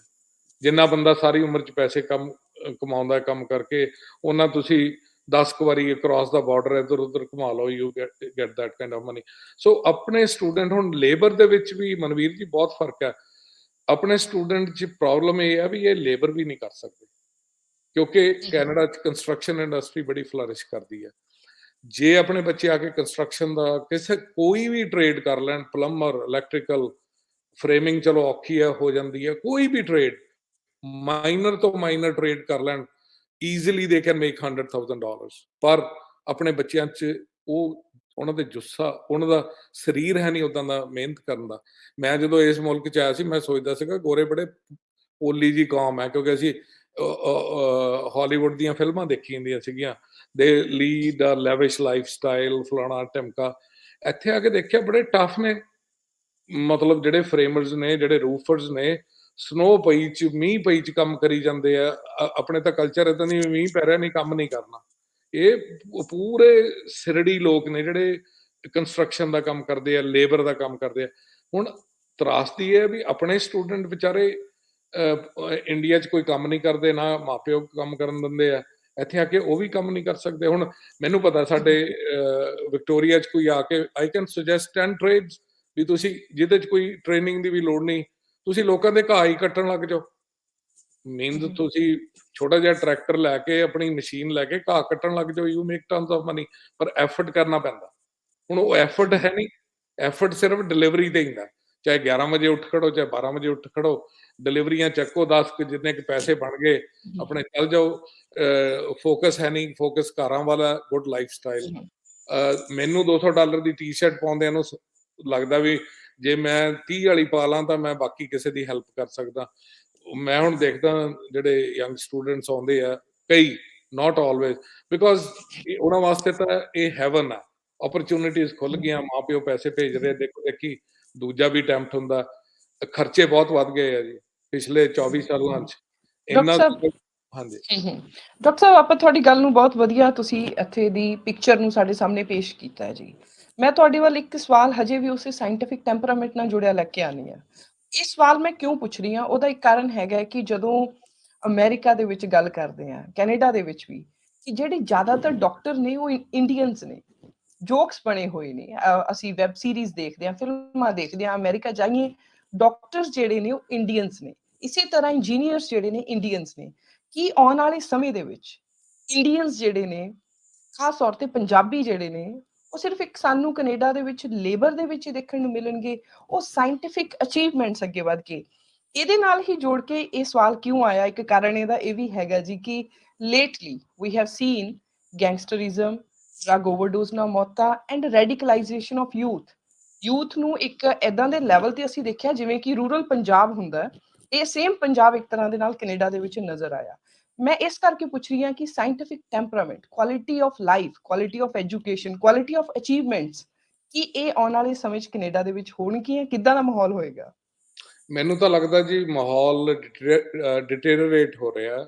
ਜਿਹੜੇ ਪੁਆਇੰਟਸ ਤੇ ਤੁਸੀਂ ਗੱਲ ਕੀਤੀ ਹੈ, ਜਿਹੜੇ ਆਪਣੇ ਸੈਂਟਰਸ ਨੇ ਪੰਜਾਬੀਆਂ ਦੇ, ਸਰੀ ਆ, ਬਰੈਂਪਟਨ ਆ, ਮੈਨੂੰ ਲੱਗਦਾ ਜੋ ਅੱਜ ਕੱਲ ਜਿਵੇਂ ਮੇਰੇ ਫਰੈਂਡਸ ਨੇ ਇੰਡੀਆ ਦੇ ਵਿੱਚ, ਕੋਈ ਡਾਕਟਰਸ ਨੇ, ਕੋਈ ਐਡਮਿਨਿਸਟ੍ਰੇਟਿਵ ਸਰਵਿਸਿਜ਼ ਨੇ, ਪ੍ਰੋਫੈਸਰ ਨੇ, ਮੈਂ again means I hate to say that, advance apologies. ਇਹ ਸਾਡੇ ਤੋਂ ਸਰੀ ਤੇ ਜਿਹੜੇ ਇਦਾਂ ਦੇ ਬਸ਼ਿੰਦੇ ਨੇ, ਇਹ ਇਸ ਪਾਰਟਿਕੂਲਰ ਐਂਗਲ ਤੋਂ 40 ਸਾਲ ਪਿੱਛੇ ਨੇ ਅੱਜ ਦੀ ਡੇਟ। ਔਰ ਜਿਹੜੀ ਇਹ ਰੈਡੀਕਲਾਈਜੇਸ਼ਨ ਹੋ ਰਹੀ ਹੈ, ਇਟਸ ਵੈਰੀ ਈਜ਼ੀ। ਕੰਮ ਕੋਈ ਕਰਨਾ ਨਹੀਂ, ਜਿਵੇਂ ਪੰਜਾਬ 'ਚ ਵੀ ਇਦਾਂ ਹੀ ਹੈ ਵੀ ਕੰਮ ਜੇ ਤੁਸੀਂ ਨਹੀਂ ਕਰਦੇ, ਤੁਸੀਂ ਕਿਤੇ ਤਾਂ એનર્ਜੀ ਯੂਜ਼ ਕਰਨੀ ਹੈ ਨਾ। ਹੁਣ ਜਿਹੜੇ ਤਾਂ ਬੱਚੇ ਕੰਮ ਕਰਦੇ ਆ, ਮੈਂ ਨਹੀਂ ਕਹਿੰਦਾ ਸਾਰੇ ਬੱਚੇ ਇਦਾਂ ਦੇ ਆ, ਹੈਵ ਕਮ ਅਕ੍ਰੋਸ ਸਟੂਡੈਂਟਸ। ਇੱਕ ਕੁੜੀ ਦਾ ਮੈਂ ਮੈਂਸ਼ਨ ਕਰਨਾ ਚਾਹੁੰਦਾ, I came across her as a server, she work 7 days a week। ਹੁਣ ਉਹ ਹੈਲਥ ਉਹਦੇ 'ਚ ਵੀ ਚਲੀ ਗਈ ਹੈ। I am proud to say that, ਉਹ ਮੈਨੂੰ ਆਪਣੇ ਫਾਦਰ ਵਾਂਗ ਵੀ ਟਰੀਟ ਕਰਦੀ। ਪ੍ਰਾਊਡ ਟੂ ਸੇ ਦੈਟ ਉਹਨੇ ਐਡਮਿੰਟਨ 'ਚ 2 ਬੈਡਰੂਮ ਦਾ ਅਪਾਰਟਮੈਂਟ ਲੈ ਲਿਆ ਆਪਣੀ ਇਨਕਮ ਤੋਂ, ਐਂਡ ਉਹਨੂੰ 4 ਸਾਲ ਹੋਏ ਆਇਆ। She is working very hard. ਜਿਹੜੇ ਹਾਰਡ ਵਰਕਿੰਗ ਸਟੂਡੈਂਟਸ ਨੇ, ਉਹਨਾਂ ਕੋਲ ਬਹੁਤ ਕੁਝ ਪਿਆ। ਠੀਕ ਹੈ, ਉਹ ਇੰਜੀਨੀਅਰਸ ਨਹੀਂ ਬਣਨਗੇ। ਜਿਹੜਾ ਤੁਹਾਡਾ ਸਵਾਲ ਹੈ ਨਾ ਬਾਰ-ਬਾਰ, ਜਿਹੜੀ ਕੁਆਲਿਟੀ, ਜਿਹੜੀ ਕਰੀਮ ਹੈ, ਉਹ ਆਉਣ ਵਾਲੇ ਟਾਈਮ 'ਚ, ਜੇ ਫਰਜ਼ ਕਰੋ ਪੰਜਾਬ 'ਚੋਂ ਆਏ ਸਾਲ 40,000 ਸਟੂਡੈਂਟ ਜਾਂਦਾ, 25,000 ਸਟੂਡੈਂਟ ਜਾਂਦਾ, ਉਹਨਾਂ 'ਚੋਂ ਜੇ 25 ਵੀ ਡਾਕਟਰ, ਇੰਜੀਨੀਅਰ ਜਾਂ ਕੋਈ ਟੌਪ ਚੱਲ ਜਾਣ, ਬਹੁਤ ਵੱਡੀ ਗੱਲ। ਨਹੀਂ ਜਾਂਦੇ, ਇਹ ਜਾਣਾ ਹੀ ਨਹੀਂ। ਈਵਨ ਪੁਰਾਣੇ ਪੰਜਾਬੀਆਂ 'ਚ ਵੀ ਇਹ ਟੈਂਪਰਾਮੈਂਟ ਹੈ ਨਹੀਂ ਸੀ। When I used to teach at UBC, it was called university of billion Chinese. ਮੈਂ ਜਿਹੜੀ ਕਲਾਸ ਪੜ੍ਹਾਉਂਦਾ ਸੀ ਉਹਦੇ 'ਚ 174 ਸਟੂਡੈਂਟ ਹੁੰਦੇ ਸੀਗੇ। ਮਾਈਕ ਨਾਲ ਮੈਨੂੰ ਸਾਰਾ ਕੁਝ ਕਰਨਾ ਪੈਂਦਾ ਸੀਗਾ, ਜੋ ਵੀ ਡਿਸਪਲੇ ਕਰਨਾ। ਉਹਦੇ ਚੋਂ ਜਿਹੜੇ ਨਾਨ ਕੈਨੇਡੀਅਨ ਸਟੂਡੈਂਟ ਸੀਗੇ, ਵਾਸਟ ਮੈਜੋਰਿਟੀ 95% ਚੀਨੇ ਹੁੰਦੇ ਸੀ। ਅਨਫੋਰਚੂਨੇਟਲੀ ਜਿਹੜੇ ਆਪਣੇ ਬੰਦੇ ਦਿਖਦੇ ਸੀਗੇ, ਉਹ ਪੁਰਾਣੇ ਬੰਦੇ ਨੇ। ਉਹ ਦਿਖਦੇ ਸੀਗੇ ਸਫਾਈ ਵਾਲੇ ਚੱਕਰ 'ਚ, ਰੇੜੀ ਲਈ ਆ, ਤੇ nothing wrong in that, they are working. ਪਰ ਆਪਣੀ ਕਮਿਊਨਿਟੀ 'ਚੋਂ ਵੀ ਫੋਕਸ ਐਜੂਕੇਸ਼ਨ ਦਾ ਨਹੀਂ ਹੈ। ਜਿਹੜੇ ਨਵੇਂ ਆ ਰਹੇ ਆ, ਇਹਨਾਂ ਦੀ ਤਾਂ ਸਰਵਾਈਵਲ ਹੈ। They want to survive at any cost. ਉਹਦੇ 'ਚ education takes a back seat. ਉਹਦਾ ਇੱਕ ਡਿਪਲੋਮਾ ਕਰਨਾ, ਉਹ ਤੋਂ ਬਾਅਦ ਉਹ ਸੋਚਦੇ ਆ ਵੀ ਅਸੀਂ ਹੁਣ ਕਿੱਥੇ ਜਾਈਏ। ਔਰ ਕਈਆਂ ਨੂੰ ਤਾਂ ਐਜੂਕੇਸ਼ਨ ਕਰਨ ਤੋਂ ਬਾਅਦ ਜਿਹੜਾ ਵਰਕ ਪਰਮਿਟ ਆ ਉਹ ਖਰੀਦਣਾ ਪੈਂਦਾ ਆਪਣੀ PR ਲੈਣ। ਸੋ ਅਗੇਨ ਪੈਸੇ ਦੇਣੇ ਪੈਂਦੇ ਆ। ਜਿਹੜਾ ਤੁਹਾਡਾ ਕੁਐਸਚਨ ਹੈ, ਨੋ 1% ਵੀ ਬੱਚੇ ਡਾਕਟਰ, ਇੰਜੀਨੀਅਰ, ਅਕਾਊਂਟੈਂਟ, ਲਾਇਰਸ ਏਦਾਂ ਬਣ ਜਾਣ, ਆਈ ਵੋਂਟ ਸੇ ਦੈਟ, ਕਿਉਂਕਿ ਆਉਂਦੇ ਹੀ ਨਹੀਂ। ਉਹ ਜਿਹੜੇ ਆ ਰਹੇ ਆ, ਤੁਸੀਂ ਹੁਣ ਅਮਰੀਕਾ ਦੀ ਗੱਲ ਕੀਤੀ, first time I went to America, ਮੇਰੇ ਅੰਕਲ, ਆਂਟ, ਉਹ ਦੋਹੇ ਡਾਕਟਰ ਨੇ, ਉਹਨਾਂ ਦੇ ਬੱਚੇ, ਸਪਾਊਜ਼ਸ ਸਾਰੇ ਡਾਕਟਰ ਨੇ। ਮੈਂ ਸਰੀ ਰਹਿੰਦਾ ਹੁੰਦਾ ਸੀ ਉਦੋਂ। ਮੈਂ ਇੰਨਾ ਡਿਫਰੈਂਸ ਫੀਲ ਕੀਤਾ ਨਹੀਂ, ਵਿਕਟੋਰੀਆ ਸੀ, ਇੰਨਾ ਡਿਫਰੈਂਸ ਫੀਲ ਕੀਤਾ। ਉਹਨਾਂ ਨੇ ਸਾਡੇ ਗਿਆਨ ਦੇ 50 ਬੰਦੇ ਸੱਦੇ, ਐਵਰੀਬਡੀ ਵਾਸ ਪ੍ਰੋਫੈਸ਼ਨਲ ਇੰਡੀਅਨ। ਉੱਥੇ ਸਾਰੇ IT, ਲਾਇਰ, ਡਾਕਟਰਸ। ਇੱਕ ਕੈਨੇਡਾ ਦਾ ਸਿਸਟਮ ਵੀ ਬਹੁਤ ਗੰਦਾ। ਇੱਥੇ ਡਾਕਟਰਸ ਟੈਕਸੀ ਚਲਾਉਂਦੇ ਆ, ਬਾਹਰਲੇ ਇਮੀਗ੍ਰੈਂਟਸ ਵੀ। ਕਿਸੇ ਨੇ 10,000 ਆਪਰੇਸ਼ਨ ਕੀਤਾ ਹੋਇਆ, ਕੋਈ ਸਰਜਨ ਆ ਰਨਾਊਂਡ, ਹੀ ਇਜ਼ ਨਾਟ ਗ੍ਰਾਂਟਡ। ਚਾਹੀਦਾ ਇਹਨਾਂ ਨੂੰ ਕੈਨੇਡੀਅਨ ਸਿਸਟਮ ਨੂੰ ਕੀ ਆ ਵੀ ਉਹਨੂੰ ਕੁਝ ਬੇਸਿਕ ਜੇ 2-3 ਕੋਰਸ ਕਰਾਉਣ ਵੀ ਕੈਨੇਡੀਅਨ ਕਲਚਰਲ ਵੈਲਿਊਜ਼ ਕੀ ਆ, ਐਸਥੈਟਿਕਸ ਕਿਵੇਂ ਤੁਸੀਂ ਡੀਲ ਕਰਨਾ। ਉਹ ਤਾਂ ਇੱਥੋਂ ਦਾ ਸਰਜਨ ਤਾਂ ਸਾਲ ਦੇ 50 ਆਪਰੇਸ਼ਨ ਕਰਦਾ, ਉਹ 10,000 ਕਰਕੇ ਆਇਆ। ਇਹ ਸਿਸਟਮ ਵੀ ਨਹੀਂ ਅਲਾਉ ਕਰਦਾ। ਕੈਨੇਡੀਅਨ ਕੈਨੇਡੀਅਨ ਸਰਕਾਰ ਦਾ ਐਟੀਟਿਊਡ ਕੀ ਹੈ sir? What is the ultimate goal ਜਿਹੜਾ ਉਹਨਾਂ ਨੇ ਦਰਵਾਜ਼ੇ ਖੋਲੇ ਹੋਏ ਨੇ ਕਿ ਜਿੰਨੇ ਮਰਜ਼ੀ ਸਟੂਡੈਂਟਸ ਆਓ? ਵਾਟ ਦੇ ਐਗਜ਼ੈਕਟਲੀ ਵਾਂਟ? ਪੈਸੇ, ਬਿਲੀਅਨਸ ਡਾਲਰਸ ਮਿਲਦੇ ਆ ਉਹਨਾਂ ਨੂੰ, ਇਕਨੋਮੀ ਮੂਵ ਹੁੰਦੀ ਆ, ਜਿਹੜੇ ਰੂਲਿੰਗ ਪਾਰਟੀ ਉਹਨਾਂ ਨੂੰ ਵੋਟਾਂ ਮਿਲਦੀਆਂ, ਬਿਕੋਜ਼ ਇਮੀਗ੍ਰੈਂਟ ਟਾਈਪ ਪਾਲਿਸੀ ਆ। ਆਪਣੇ ਬੰਦੇ, ਮੈਂ ਹਮੇਸ਼ਾ ਹਰ ਪਾਰਟੀ ਨੂੰ ਆਬਜੈਕਟਿਵਿਟੀ ਨਾਲ ਡੀਲ ਕਰਦਾ। ਮੈਂ ਨਹੀਂ ਕਹਿੰਦਾ ਵੀ ਲਿਬਰਲ ਮਾੜੇ ਆ ਜਾਂ ਲਿਬਰਲ ਚੰਗੇ ਆ ਜਾਂ ਕੰਜ਼ਰਵੇਟਿਵਸ ਮਾੜੇ ਆ ਜਾਂ ਉਹ ਚੰਗੇ ਆ, ਆਬਜੈਕਟਿਵਿਟੀ ਨਾਲ। ਹੁਣ ਟਰੂਡੋ ਜਿਹੜੀ ਸਰਕਾਰ ਆ, ਇਹ ਬਹੁਤ ਜ਼ਿਆਦਾ ਵੋਟਾਂ ਵੱਲ ਆ, ਔਰ ਇਮੀਗ੍ਰੈਂਟਸ ਦੀ ਵੋਟਾਂ ਤੇ ਸਰਵਾਈਵ ਕਰਦੇ ਆ ਇਹ। ਤਾਂ ਹੀ ਸੀਰੀਆ ਦੇ ਇਮੀਗ੍ਰੈਂਟਸ ਲੈ ਆਏ। ਥੋੜੀ ਜਿਹੀ ਗੱਲ ਟੋਕ ਕੇ ਵਿੱਚ ਨੂੰ ਕੁਇਕ ਜਿਹਾ ਦੱਸ ਰਿਹਾ, ਸੀਰੀਆ ਦੀ ਇਮੀਗ੍ਰੈਂਟ ਫੈਮਿਲੀ 4 ਜਣੇ 5 ਜਣੇ, $3500 ਉਹਨਾਂ ਨੂੰ ਸਰਕਾਰ ਦੇ ਰਹੀ ਹੈ। ਘਰ ਫ੍ਰੀ ਮਿਲਦਾ ਉਹਨਾਂ ਨੂੰ ਸਾਰੀ ਸਹੂਲਤਾਂ ਫ੍ਰੀ ਮਿਲਦੀਆਂ। ਕੈਨੇਡਾ 'ਚ ਆਮ ਬੰਦਾ 40 ਸਾਲ ਜੌਬ ਕਰਕੇ ਉਹਨੂੰ $1200-1300 ਦੀ ਪੈਨਸ਼ਨ ਮਿਲਦੀ ਹੈ। ਸੋ ਇਹ ਇਮੀਗ੍ਰੈਂਟ ਵਰਡਸ ਜਿਹੜੀਆਂ ਪਾਲਿਸੀ, ਔਰ ਸਰਕਾਰ ਦਾ ਕੋਈ ਫੋਕਸ ਨਹੀਂ। ਸਾਡੇ ਹਸਪੀਟਲ 'ਚ ਵਿਕਟੋਰੀਆ 'ਚ 12 ਤੋਂ 14 ਘੰਟੇ ਦੀ ਐਮਰਜੈਂਸੀ ਦੀ ਵੇਟ ਹੈ। ਉਸ ਤੋਂ ਪਹਿਲਾਂ ਤੁਹਾਡੀ ਵਾਰੀ ਨਹੀਂ ਆਉਂਦੀ, ਕਿਉਂਕਿ ਲੋਡ ਪੈ ਗਿਆ ਸਿਸਟਮ ਤੇ, ਕੋਈ ਆਲਟਰਨੇਟਿਵ ਹੈ ਨਹੀਂ। ਵੈਨਕੂਵਰ, ਬ੍ਰਿਟਿਸ਼ ਕੋਲੰਬੀਆ ਇੰਨਾ ਵੱਡਾ ਏਰੀਆ, ਇਹਦੇ 'ਚ ਇਹਨਾਂ ਨੇ ਸੈਟੇਲਾਈਟ ਟਾਊਨਸ ਨੂੰ ਡਿਵੈਲਪ ਕਰਨ ਦੀ ਕੋਈ ਕੋਸ਼ਿਸ਼ ਨਹੀਂ ਕੀਤੀ। ਉਨੇ ਹੀ ਸਕੂਲ ਨੇ, ਉਨੇ ਹੀ ਹਸਪੀਟਲ ਨੇ, ਕੁਛ ਨਹੀਂ ਨਵਾਂ ਬਣ ਰਿਹਾ। ਉਹੀ ਟਰਾਂਸਪੋਰਟੇਸ਼ਨ, ਉਹੀ ਰੋਡਸ ਨੇ। ਔਰ ਸਟੂਡੈਂਟ ਨੂੰ, you will be surprise to know, student ਸਿੱਧਾ ਹੀ ਆ ਕੇ ਕਾਰ ਚਲਾ ਸਕਦਾ ਜਿੰਨੀ ਦੇਰ ਉਹ ਸਟੂਡੈਂਟ ਆ।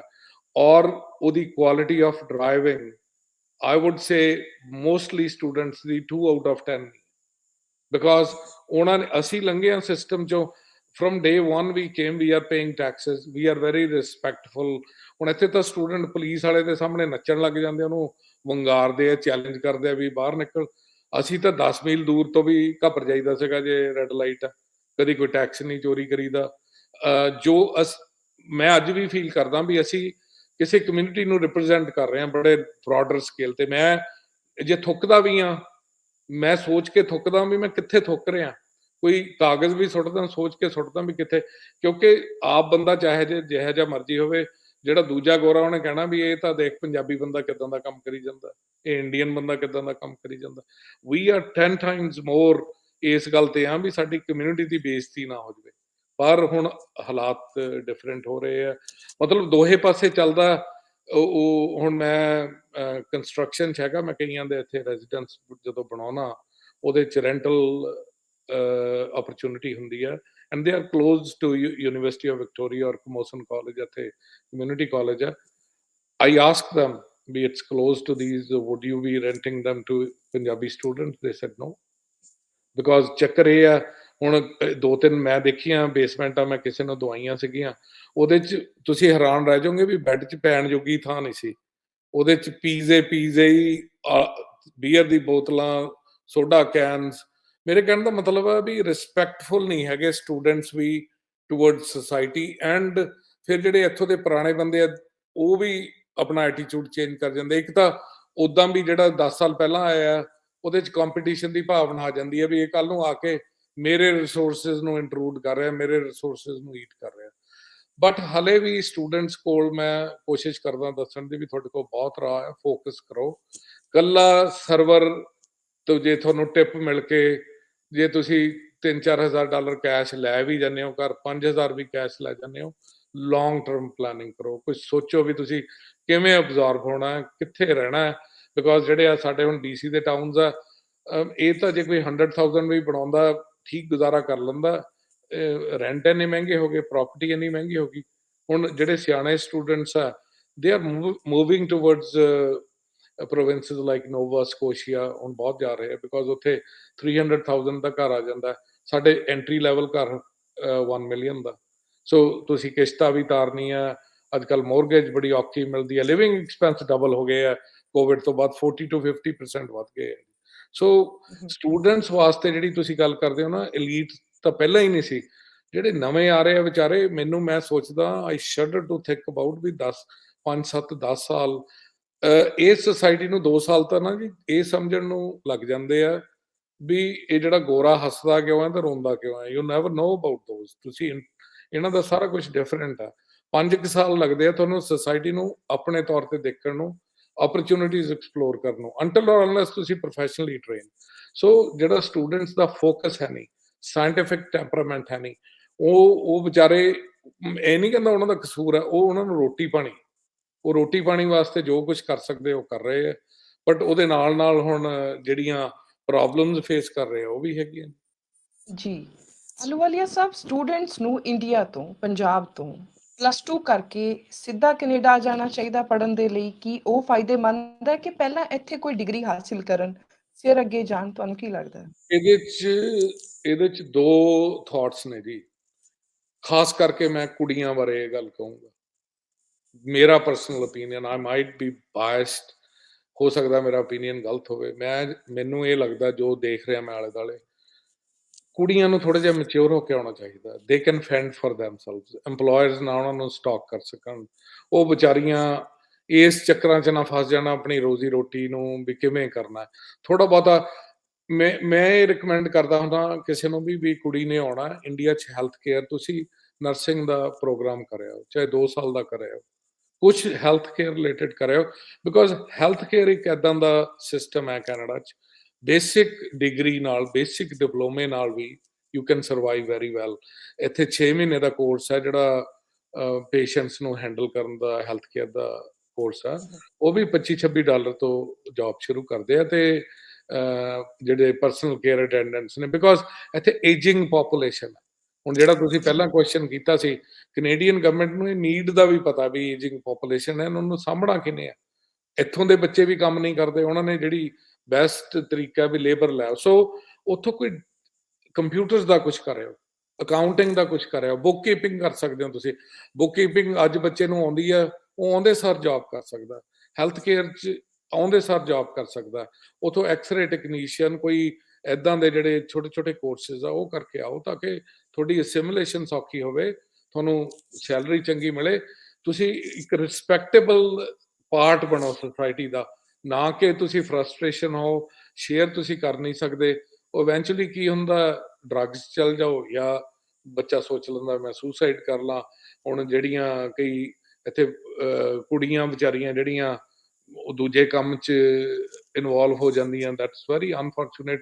ਔਰ ਉਦੋਂ ਅਨਫੋਰਚੂਨੇਟ ਆ ਜਿਹੜੇ ਲੋਕੀ ਆਪਣੇ EMPLOYERS ਉਹਨਾਂ ਨੂੰ ਐਕਸਪਲੋਇਟ ਕਰਦੇ ਆ ਪੈਸੇ ਕਰਕੇ। ਸੋ ਇੱਕ ਵਿਸ਼ੀਅਸ ਜਿਹਾ ਸਰਕਲ ਚੱਲ ਪਿਆ। ਜੋ ਅਸੀਂ ਆਏ ਸੀ 24-25 ਸਾਲ ਪਹਿਲਾਂ, ਉਨੀ ਰੋਜ਼ੀ ਪਿਕਚਰ ਨਹੀਂ ਹੈ, ਉਹਨਾਂ ਹੈਲਥੀ ਨਹੀਂ ਹੈਗੀ।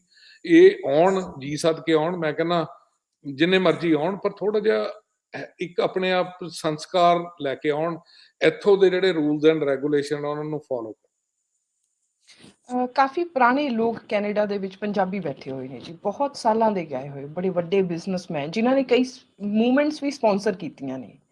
ਮੈਂ ਇੱਕ ਗੱਲ ਜੋ ਹਮੇਸ਼ਾ ਮੇਰੇ ਦਿਮਾਗ 'ਚ ਰੜਕੀ ਹੈ ਇਹ ਚੀਜ਼, ਕਿ ਇੰਡੀਆ ਦੀ ਪੜ੍ਹਾਈ ਦਾ ਲੈਵਲ ਜਿਹੜਾ ਬਾਕੀ ਦੇਸ਼ਾਂ ਦੇ ਨਾਲੋਂ ਆਪਾਂ ਜਾਣਦੇ ਹਾਂ ਬਹੁਤ ਵਧੀਆ, ਪਰ ਐਕ੍ਰੈਡੀਸ਼ਨ ਹੈ ਨਹੀਂ ਜੀ। ਉਹ ਕੈਨੇਡਾ ਦੀਆਂ ਜਿਹੜੀਆਂ ਸਰਕਾਰਾਂ ਨੇ, ਉਹ ਇੰਡੀਆ ਦੇ ਕਈ ਕੋਰਸਿਸ ਨੂੰ ਮਾਨਤਾ ਨਹੀਂ ਦਿੰਦੀਆਂ, ਉਹਨੂੰ ਪਾਸ ਕਰਨ ਦੇ ਲਈ ਉਹਨਾਂ ਡਿਗਰੀਜ਼ ਨੂੰ ਮਾਨਤਾ ਨਹੀਂ ਦਿੰਦੀਆਂ, ਉਹਨਾਂ ਡਿਪਲੋਮਿਆਂ ਨੂੰ ਨਹੀਂ। ਕੀ ਇੱਦਾਂ ਦੇ ਕੋਈ ਸਟੈਪ ਜਿਹੜੇ ਆ, ਜਾਂ ਕੋਈ ਇੱਦਾਂ ਦੇ ਮੈਮੋਰੈਂਡਮ, ਇੱਦਾਂ ਦੀਆਂ ਮੰਗਾਂ ਸਰਕਾਰਾਂ ਅੱਗੇ, ਕਦੀ ਇੱਥੇ ਕੋਈ ਯੂਨਿਟ ਹੈਗੇ ਨੇ ਇੱਦਾਂ ਦੇ ਵਰਕਿੰਗ ਜਿਹੜੇ ਰੱਖਦੇ ਹੋਣ? ਨਹੀਂ ਜੀ, ਏਦਾਂ ਦਾ ਕੁਛ ਨਹੀਂ ਹੈ ਉਹਦੇ ਚ। ਦੇਖੋ, nothing to put blame 100% on Canadian system. ਫਰਕ ਪਤਾ ਕੀ ਹੈ ਜੀ, ਮੈਂ ਦੋਹੇ ਸਿਸਟਮ ਦੇਖੇ ਆ। ਆਪਣਾ ਜਿਹੜਾ ਸਿਸਟਮ ਹੈ ਨਾ ਜੀ ਇੰਡੀਆ ਦੇ ਵਿੱਚ, ਐਕੈਡੈਮਿਕ ਸਿਸਟਮ, ਉਹ ਕ੍ਰੈਮਿੰਗ ਦਾ ਸਿਸਟਮ ਹੈ। ਜਿਹਨੇ ਰੱਟਾ ਲਾ ਲਿਆ he would do well. Indian system ਜਿਹੜਾ ਹੈਗਾ out of the box thinking ਨਹੀਂ ਪ੍ਰਮੋਟ ਕਰਦਾ। ਹੁਣ ਜਦੋਂ ਮੈਂ ਇੱਥੇ ਟੀਚ ਕਰਦਾ ਸੀਗਾ, ਰੱਟਾ ਨਹੀਂ ਲਾਉਣ ਦੇਈਦਾ ਸੀਗਾ। We make students to think. ਉਹਨਾਂ ਦੀ ਥਿੰਕਿੰਗ ਟ੍ਰਿਗਰ ਕਰੀਦੀ ਹੈ ਤਾਂ ਕਿ even if they want they can come up with some new ideas. Student intelligent ਹੁੰਦੇ ਆ, ਕੋਈ ਏਦਾਂ ਦੀ ਗੱਲ ਨਹੀਂ। ਪਰ ਇੱਥੇ ਇੰਟਰਨੈਸ਼ਨਲ ਕ੍ਰੈਡੈਂਸ਼ੀਅਲ ਇਵੈਲੂਏਸ਼ਨ ਸਰਵਿਸਿਜ਼ ਨੇ, ICS ਕਹਿੰਦੇ ਆ। ਉਹਦੇ ਨਾਲ ਤੁਸੀਂ ਮੇਰੀ PhD ਉਹਨਾਂ ਨੇ ਕਰਤੀ ਸੀਗੀ ਐਕੈਡੈਮਿਕਲੀ। ਪਰ ਹੁਣ ਚੱਕਰ ਕੀ ਹੁੰਦਾ, ਹਰ ਜਿਹੜਾ ਕੋਰਸ ਤੁਸੀਂ ਇੰਡੀਆ ਤੋਂ ਕਰਕੇ ਆਉਣੇ, ਜੇ ਚੰਗਾ ਹੈਗਾ ਉਹ ਤੁਹਾਨੂੰ ਰੇਟ ਕਰ ਦਿੰਦੇ ਆ। ਤੁਹਾਨੂੰ ਦੇਖੋ ਸਿਸਟਮ ਦੇ ਨਾਲ ਇੰਪਰੂਵਮੈਂਟ ਤਾਂ ਕਰਨੀ ਪੈਂਦੀ ਹੈ। ਹਰ ਉਹਨਾਂ ਇੱਕ ਸਟੈਪਸ ਬਣੇ ਹੋਏ ਆ ਵੀ ਤੁਸੀਂ ਆਹ ਕਰੋਗੇ ਆਹ ਹੋਊਗਾ। ਤੁਹਾਨੂੰ ਇੱਥੋਂ ਦੇ ਸਿਸਟਮ ਦੇ ਵਿੱਚ ਅਬਜ਼ੌਰਬ ਹੋਣ ਨੂੰ ਆ ਕੇ ਮਿਹਨਤ ਕਰਨੀ ਪੈਂਦੀ ਹੈ ਜੇ ਤੁਸੀਂ ਕੋਈ ਚੱਜ ਦੀ ਜੌਬ ਕਰਨੀ ਹੈ। ਜੇ ਤੁਸੀਂ ਹੁਣ ਕੋਈ ਕੈਬ ਡਰਾਈਵਿੰਗ ਕਰਨੀ ਹੈ, ਕੋਈ ਟਰੱਕ ਡਰਾਈਵਿੰਗ ਕਰਨੀ ਹੈ, ਕੋਈ ਹੌਸਪਿਟੈਲਿਟੀ ਇੰਡਸਟਰੀ ਸਰਵਰ ਦਾ ਕੰਮ ਕਰਨਾ, ਕੋਈ ਆਪਣਾ ਬਿਜ਼ਨਸ ਖੋਲ੍ਹਣਾ, then you don't need that. So basically ਤਾਂ ਗੱਲ ਇਹ ਹੈ, ਜਿਹੜੇ ਚੰਗੇ ਸਟੂਡੈਂਟਸ ਨੇ ਉਹ ਆ ਕੇ ਸਟਰਗਲ ਕਰਦੇ ਆ, ਸਾਰੇ ਸਟੈਪਸ ਪੂਰੇ ਕਰਦੇ ਆ ਐਂਡ ਦੇ ਗੈਟ ਦਾ ਲਾਇਸੈਂਸਸ। ਟੀਚਰਸ, ਹੁਣ ਮੈਂ ਯੂਨੀਵਰਸਿਟੀ ਪੜ੍ਹਾ ਕੇ ਆਇਆ, ਜਦੋਂ ਮੈਂ ਇੱਥੇ ਆਇਆ ਮੈਨੂੰ ਟੀਚਰ ਨਹੀਂ ਰੱਖਦੇ ਸੀ। ਮੈਨੂੰ ਕਹਿੰਦੇ ਸੀ ਤੁਹਾਡੇ ਕੋਲ B.Ed ਚਾਹੀਦੀ ਹੈ। ਉਹ ਇਹ ਲਕੀਰ ਦੇ ਫਕੀਰ ਹੈ, ਇੱਥੇ ਕੋਈ ਚੇਂਜ ਨਹੀਂ ਕਰ ਸਕਦਾ ਪਾਲਿਸੀ। ਤੁਸੀਂ ਕਿਸੇ ਦਫ਼ਤਰ 'ਚ ਜਾਂਦੇ ਹੋ, ਉਹਦੇ ਕੋਲ ਸਿਸਟਮ ਚੱਲਦਾ ਵੀ ਤਾਂ ਕਲਰਕ ਨੂੰ ਪਾਵਰ ਨਹੀਂ ਦਿੱਤੀ ਹੋਈ, ਜਾਂ ਹਾਂ ਜਾਂ ਨਾ, ਇਟਸ ਬਲੈਕ ਔਰ ਵਾਈਟ। ਕਲਰਕ ਆਪਣੀ ਜੱਜਮੈਂਟ ਨਹੀਂ ਦੇ ਸਕਦਾ ਵੀ ਸ਼ਾਇਦ ਐ ਹੋ ਜੇ, ਕੋਈ ਅਫਸਰ ਨਹੀਂ ਆਪਣੀ ਜੱਜਮੈਂਟ ਦੇ ਸਕਦਾ, ਕੋਈ ਬਹੁਤ ਟੌਪ ਦਾ ਤਾਂ ਕਰ ਸਕਦਾ। ਇਸ ਕਰਕੇ ਸਿਸਟਮ ਰੁੜੀ ਜਾਂਦਾ। ਸੋ ਗੱਲ ਇਹ ਹੈ ਵੀ ਇੱਥੋਂ ਆ ਕੇ ਸਿਸਟਮ ਨੂੰ ਰਿਸਪੈਕਟ ਕਰਨਾ ਪਊਗਾ, ਸਿਸਟਮ ਦੀਆਂ ਜਿਹੜੀਆਂ ਰਿਕੁਆਇਰਮੈਂਟਸ ਉਹਨੂੰ ਫੁੱਲਫਿਲ ਕਰਨਾ ਪਊਗਾ। ਆਖਰੀ ਚੀਜ਼ ਮੈਂ ਤੁਹਾਨੂੰ ਪੁੱਛਣਾ ਚਾਹਾਂਗੀ ਅੱਜ ਦੇ ਪ੍ਰੋਗਰਾਮ ਦੀ, ਕਿ ਆਪਾਂ ਅਗਰ ਤੁਸੀਂ ਜ਼ਿੰਮੇਵਾਰੀ ਤੈਅ ਕਰਨੀ ਹੋਵੇ ਕਿਹਨੂੰ, ਮਤਲਬ ਤੁਸੀਂ ਕਿਵੇਂ ਪਰਿਭਾਸ਼ਿਤ ਕਰੋਗੇ ਕਿ ਇਹਦੇ ਲਈ ਰਿਸਪੌਂਸੀਬਲ ਕੌਣ ਹੈ?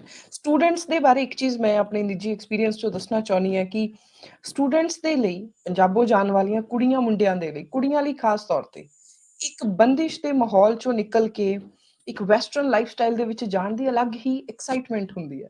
ਉਹ ਆਪਣੀ ਲਾਈਫ ਦਾ ਡ੍ਰੀਮ ਹੀ ਉਹਨਾਂ ਦਾ ਹੁੰਦਾ ਕਿ ਕੈਨੇਡਾ ਦੇ 에ਅਰਪੋਰਟ ਤੇ ਉਤਰਨਾ ਹੈ, ਕਿਉਂਕਿ ਇੱਕ ਉਹਨਾਂ ਨੂੰ ਵਰਲਡ ਸਟੈਂਡਰਡ ਦਾ ਲਾਈਫਸਟਾਈਲ ਓਪਰਚੁਨਿਟੀਜ਼ ਮਿਲਦੀਆਂ ਨੇ। ਸੋ ਸਟੂਡੈਂਟਸ ਨੂੰ ਜ਼ਿੰਮੇਵਾਰ ਤਾਂ ਆਪਾਂ, ਮੈਨੂੰ ਨਹੀਂ ਲੱਗਦਾ ਕਿਤੇ ਵੀ ਕਹਿ ਸਕਦੇ ਹਾਂ, ਪਰ ਤੁਸੀਂ ਕਿਵੇਂ ਪਰਿਭਾਸ਼ਿਤ ਕਰੋਗੇ ਜ਼ਿੰਮੇਵਾਰੀ ਨੂੰ? ਜ਼ਿੰਮੇਵਾਰੀ ਮੇਰੇ ਹਿਸਾਬ ਤਾਂ ਜੀ ਸਭ ਤੋਂ ਪਹਿਲਾਂ ਆਪਣੇ ਇੰਡੀਆ ਸਰਕਾਰਾਂ ਦੀ ਆ, ਚਾਹੇ ਉਹ ਸੂਬੇ ਦੀ ਸਰਕਾਰ ਹੈ ਚਾਹੇ ਇੰਡੀਆ ਦੀ ਸਰਕਾਰ ਹੈ। ਓਪਰਚੁਨਿਟੀਜ਼ ਨਹੀਂ ਕ੍ਰੀਏਟ ਹੋ ਰਹੀਆਂ, ਇੰਪਲੋਇਮੈਂਟ ਦੀਆਂ ਅਦਾਰੇ ਨਹੀਂ ਬਣ ਰਹੇ। ਵੀ ਉੱਥੇ ਕਿਉਂ ਨਹੀਂ ਮਕੈਨਿਕ ਬਣ ਸਕਦੇ, ਉੱਥੇ ਕਿਉਂ ਨਹੀਂ ਇਹਨਾਂ ਨੂੰ ਰੈਗੂਲਰਾਈਜ਼ ਕਰਕੇ ਪਲੰਬਰ ਬਣ ਸਕਦੇ, ਇਲੈਕਟ੍ਰੀਸ਼ੀਅਨ ਬਣ ਸਕਦੇ? ਉੱਥੇ ਓਪਰਚੁਨਿਟੀਜ਼ ਨਹੀਂ ਹੈ। ਔਰ ਦੂਜੇ ਪਾਸੇ ਹੁਣ ਦੁਨੀਆ ਇੱਕ ਫੋਨ 'ਚ ਆ ਗਈ ਹੈ। ਫੋਨ 'ਚ ਤੁਹਾਨੂੰ ਸਾਰਾ ਕੁਝ ਪਤਾ ਲੱਗ ਜਾਂਦਾ ਵੀ ਕੀ ਹੋ ਰਿਹਾ। ਈਵਨ ਫੋਨ ਤੋਂ ਹੀ ਸਟੂਡੈਂਟਸ ਅਸਾਈਨਮੈਂਟ ਕਰਦੇ ਆ, ਫੋਨ ਹੀ ਹੈ ਉਹਨਾਂ ਦੀ ਦੁਨੀਆ। ਉਹ ਜਦੋਂ ਦੂਜਿਆਂ ਨੂੰ ਦੇਖਦੇ ਆ, ਜਿਹੜੀਆਂ ਕੋਈ ਹੁਣ ਕੋਈ ਕੁੜੀ +2 ਕਰ ਰਹੀ ਹੈ, ਉਹਦੀਆਂ ਫਰੈਂਡਸ ਆਲਰੇਡੀ ਚਲੀ ਗਈਆਂ, ਕੋਈ ਸੀਨੀਅਰਸ ਚਲੀ ਗਈਆਂ। ਯੈਸ, ਉਹਨਾਂ ਦਾ ਡ੍ਰੀਮ ਹੈ, ਔਰ ਉਹ ਡ੍ਰੀਮ ਨਾ ਹੁਣ ਇੱਥੇ ਸੜਕਾਂ ਤੇ ਦਿਖਦਾ। Means I hate to say that, ਇੱਥੋਂ ਦੇ ਕੈਨੇਡੀਅਨ ਮੁੰਡੇ ਕੁੜੀਆਂ ਨਾਲੋਂ ਆਪਣੇ ਮੁੰਡੇ ਕੁੜੀਆਂ ਜ਼ਿਆਦਾ ਖੁੱਲੇ ਨੇ। I feel you can understand what I'm trying to convey. ਉਹ ਇੰਨੀਆਂ ਜੋੜੀਆਂ ਬਣੀਆਂ ਹੋਈਆਂ ਨੇ, ਔਰ ਅਗੇਨ ਜੋ ਮੈਂ ਫੀਲ ਕਰਦਾ, ਮੁੰਡੇ ਐਕਸਪਲੋਇਟ ਕਰਦੇ ਕੁੜੀਆਂ ਨੂੰ। ਸਿਸਟਮ ਖੁੱਲਾ। ਹੁਣ ਜੇ ਤੁਸੀਂ ਇੰਡੀਅਨ ਕਿਤੇ ਰੈਸਟੋਰੈਂਟ ਜਾਂਦੇ ਹੋ, ਪਹਿਲਾਂ ਨਹੀਂ ਹੁੰਦਾ ਸੀਗਾ, ਹੁਣ ਤਾਂ boy and a girl walk together, nothing wrong in that. Means they are living together, nothing wrong in that. ਪਰ ਰਿਸਪੌਂਸਿਬਿਲਿਟੀਜ਼, ਮੈਚਿਓਰਿਟੀ ਹੈ ਨਹੀਂ। ਯੰਗ ਉਮਰ 'ਚ ਕੁੜੀਆਂ ਆ ਕੇ ਬਹੁਤ ਐਕਸਪਲੋਇਟ ਹੁੰਦੀਆਂ। ਸੋ ਗੱਲ ਇਹ ਹੈ ਵੀ ਕਸੂਰ ਕਿਸੇ ਦਾ ਨਹੀਂ। ਪਹਿਲਾਂ ਦਾ ਜਿਹੜਾ ਮਾਸ ਐਕਸੋਡਸ ਤੁਸੀਂ ਵਰਡ ਯੂਜ਼ ਕੀਤਾ ਨਾ ਜੀ, ਇਹ ਕੁਦਰਤੀ ਕਰਾਉਂਦੀ ਹੈ। ਆਪਾਂ ਵੀ ਪੰਜਾਬ 'ਚ ਜਿੱਥੇ ਵਸੇ ਆ, ਪਹਿਲਾਂ ਕਿਤੇ ਕੋਈ ਹੋਰ ਰਹਿੰਦੇ ਸੀ। ਹੁਣ ਬਹੁਤ ਜ਼ਿਆਦਾ ਲੋਕੀ ਦੇ ਆਰ ਲੇਮੈਂਟਿੰਗ ਵੀ ਪੰਜਾਬ 'ਚ ਤਾਂ ਜੀ ਭਈਏ ਆ ਕੇ ਰਹਿਣ ਲੱਗ ਗਏ ਪੰਜਾਬ 'ਚ। ਇਹ ਸੱਚਾਈ ਹੈ। What can you do? Means world is also becoming a global village. Like ਪਹਿਲਾਂ ਇੱਥੇ ਸ਼ਾਦੀਆਂ ਬਹੁਤ ਘੱਟ ਹੁੰਦੀਆਂ ਸੀਗੀਆਂ, ਇੰਟਰ ਰੇਸ਼ੀਅਲ ਮੈਰਿਜਸ। ਅੱਜ ਵੀ ਜਿਹੜੇ ਆਪਣੇ ਪੇਰੈਂਟਸ ਆ, ਸਭ ਤੋਂ ਪਹਿਲਾਂ ਚਾਹੁੰਦੇ ਆ ਵੀ ਉਹਨਾਂ ਦੀ ਕੁੜੀ ਦਾ ਕਾਲੇ ਨਾਲ ਵਿਆਹ ਨਾ ਹੋਵੇ। ਮੁੰਡੇ ਦਾ ਹੋ ਜਾਵੇ ਕੋਈ ਇੰਨਾ ਫਰਕ ਨਹੀਂ। ਦੂਜੇ ਨੰਬਰ ਤੇ ਕੁੜੀ ਦਾ ਚੀਨੇ ਨਾਲ ਵਿਆਹ ਨਾ ਹੋਵੇ, ਤੀਜੇ ਨੰਬਰ ਤੇ ਮੁਸਲਮਾਨ ਆ ਜਾਂਦੇ ਆ, ਚੌਥੇ ਨੰਬਰ ਤੇ ਜੇ ਜੱਟ ਸਿੱਖ ਆ ਉਹ ਸੋਚਦਾ ਭਾਪੇ ਨਾਲ ਵਿਆਹ ਨਾ ਹੋਵੇ, ਖੱਤਰੀ ਸਿੱਖ ਨਾਲ, ਉਹ ਹਿੰਦੂ ਨਾਲ ਵਿਆਹ ਕਰਨਾ ਉਹ ਹੈ। ਪਰ ਹੁਣ ਸੁਸਾਇਟੀ 'ਚ ਕੀ ਹੋ ਰਿਹਾ, ਬੱਚਿਆਂ ਨੂੰ ਇਹ ਚੀਜ਼ਾਂ ਬਾਰੇ ਨਹੀਂ ਪਤਾ। ਕੋਈ ਬਹੁਤ ਕੰਜ਼ਰਵੇਟਿਵ ਫੈਮਲੀਜ਼ ਦੇ ਵਿੱਚ ਤਾਂ ਪਤਾ ਵੀ ਜੱਟਵਾਦ ਕੀ ਆ, ਕਾਸਟ ਸਿਸਟਮ ਕੀ ਆ, ਤਖਾਣ ਕੌਣ ਨੇ, ਮਿਸਤਰੀ ਕੌਣ ਨੇ, ਇਹ ਇੱਥੇ ਆਪਣਾ ਤਾਂ ਛੱਡੋ, ਹੁਣ ਬਹੁਤ ਕਾਮਨ ਨੇ ਚੀਨੀਆਂ ਨਾਲ ਵਿਆਹ ਹੋ ਰਹੇ ਆ ਆਪਸ 'ਚ। ਸੋ ਸਾਰਾ ਵਰਲਡ ਗਲੋਬਲ ਵਿਲੇਜ ਬਣ ਰਿਹਾ, ਤੁਸੀਂ ਕਿਸੇ ਨੂੰ ਬਲੇਮ ਨਹੀਂ ਕਰ ਸਕਦੇ। ਜਿੱਥੇ ਓਪਰਚੁਨਿਟੀਜ਼ ਆ ਗਈਆਂ ਉਧਰ ਨੂੰ ਲੋਕਾਂ ਨੇ ਜਾਣਾ। ਹੁਣ ਕੁਇਕ ਜਿਹੀ ਇੱਕ ਐਗਜ਼ਾਮਪਲ ਦੱਸਦਾ, ਜਿਹੜੇ ਮੁਲਕ ਨੇ ਨਾ ਸਪੇਨ, ਪੁਰਤਗਾਲ, ਲੈਂਗੁਏਜ ਦੀ ਪ੍ਰੋਬਲਮ ਹੈ, ਇਸ ਕਰਕੇ ਉਧਰ ਨੂੰ ਐਕਸੋਡਸ ਨਹੀਂ ਹੋ ਰਿਹਾ। ਪਰ ਉੱਥੇ ਜੇ ਤੁਸੀਂ 500,000 ਯੂਰਪੀਅਨ ਸਪੈਂਡ ਕਰਦੇ ਹੋ, ਤੁਹਾਨੂੰ ਗੋਲਡਨ ਵੀਜ਼ਾ ਦਿੰਦੇ ਨੇ, ਤੁਹਾਡੀ ਹੈਲਥ ਫ੍ਰੀ ਹੈ। ਬਹੁਤ ਕੈਲੀਫੋਰਨੀਆ ਤੋਂ ਆਪਣੇ ਬੰਦੇ ਸੈਟਲ ਉਧਰ ਨੂੰ ਹੁਣ ਭੱਜ ਰਹੇ ਆ। ਸੋ ਇਹ ਤਾਂ ਜਿੱਥੇ ਬੈਟਰ ਓਪਰਚੁਨਿਟੀਜ਼ ਹੋਣਗੀਆਂ, ਜੇ ਜਾ ਸਕਦੇ ਹੋਣਗੇ। ਅੱਜ ਤੁਸੀਂ ਕੈਨੇਡਾ ਕਹਿ ਦੇਵੇ ਵੀ ਕੋਈ ਰਿਕੁਆਇਰਮੈਂਟ ਨਹੀਂ ਵੀਜ਼ੇ ਦੀ, ਮੈਨੂੰ ਲੱਗਦਾ ਨਹੀਂ ਵੀ ਕਿੰਨੇ ਕੁ ਜਣੇ ਪੰਜਾਬ 'ਚ ਸਟੂਡੈਂਟ ਰਹਿ ਜਾਣਗੇ, ਅਗਲੇ ਨੇ ਕਹਿਣਾ ਚਲੋ। ਸੋ ਇਹ ਇੱਕ ਨੈਸੈਸਿਟੀ ਹੈ, ਅਨਫੋਰਚੂਨੇਟ ਹੈ, fortunate I don't know, specific cases 'ਚ ਇਹ ਸਾਰਾ ਮੈਟਰ ਕਰਦਾ। ਤੁਹਾਡੀ ਸੋਚ ਇਹ ਹੈ ਕਿ ਠੀਕ ਹੈ, ਓਪਰਚੁਨਿਟੀਜ਼ ਹੈਗੀਆਂ ਨੇ, ਉੱਧਰ ਨੂੰ ਜਾਣਗੇ ਜਿਨ੍ਹਾਂ ਨੂੰ ਲੋੜ ਹੈ। ਪਰ ਜਿਹੜੇ ਤੁਹਾਡੇ ਵਰਗੇ ਵਿਦਵਾਨ ਲੋਕ ਨੇ, ਜਦੋਂ ਇਸ ਚੀਜ਼ ਤੇ ਲਾਈਟ ਪਾਉਂਦੇ ਨੇ ਸਾਡੇ ਸਾਹਮਣੇ ਕਿ ਵਿਦਿਆਰਥੀਆਂ ਦਾ ਜਾਣਾ ਦੁਖਦਾਇਕ ਨਹੀਂ ਹੈ, ਬਟ ਉਹਦੇ 'ਚ ਅੱਗੇ ਆ ਕੇ ਜਿਹੜੀ ਇੱਕ ਇੰਟਰਨੈਸ਼ਨਲ ਸਟੂਡੈਂਟਸ ਦੀ ਇੱਕ ਕੁਆਲਿਟੀ ਐਜੂਕੇਸ਼ਨ ਹਾਸਿਲ ਕਰਨਾ, ਸਰਬਪੱਖੀ ਵਿਕਾਸ ਹੋਣਾ, ਉਧਰ ਨੂੰ ਹਜੇ ਆਪਣੀ ਤਿਆਰੀ ਇੰਨੀ ਜ਼ਿਆਦਾ ਨਹੀਂ ਹੈਗੀ, ਕਿਉਂਕਿ ਸਿਰਫ ਔਰ ਸਿਰਫ ਇੱਕ PR ਲੈਣ ਦਾ ਹੀ ਮਾਹੌਲ ਬਣਿਆ ਹੋਇਆ ਹੈ। ਸੋ ਤੁਹਾਡੇ ਵਰਗੇ ਲੋਕ ਐਫਰਟਸ ਪਾਉਣਗੇ ਔਰ ਉਮੀਦ ਹੈ ਕਾਫੀ ਕੁਝ ਬਦਲੇਗਾ, ਕਾਫੀ ਹੈਲਪ ਤੁਸੀਂ ਕਰ ਪਾਓਗੇ। ਤੁਸੀਂ ਦੱਸਿਆ ਕਿ ਆਪਣੀ ਇੱਕ ਸੰਸਥਾ ਤੁਸੀਂ ਬਣਾਓਗੇ। ਸਰ, ਮੈਨੂੰ ਲੱਗਦਾ ਹੈ ਕਿ ਇਸ ਵਾਰਤਾਲਾਪ ਨੂੰ ਅੱਜ ਦੇ ਸਮੇਂ ਲਈ ਆਪਾਂ ਨੂੰ ਇੱਥੇ ਸਮ ਅਪ ਕਰ ਦੇਣਾ ਚਾਹੀਦਾ ਹੈ। ਅੰਤ ਦੇ ਵਿੱਚ ਤੁਸੀਂ ਕੁਝ ਕਹਿਣਾ ਚਾਹੋਗੇ ਸਰ?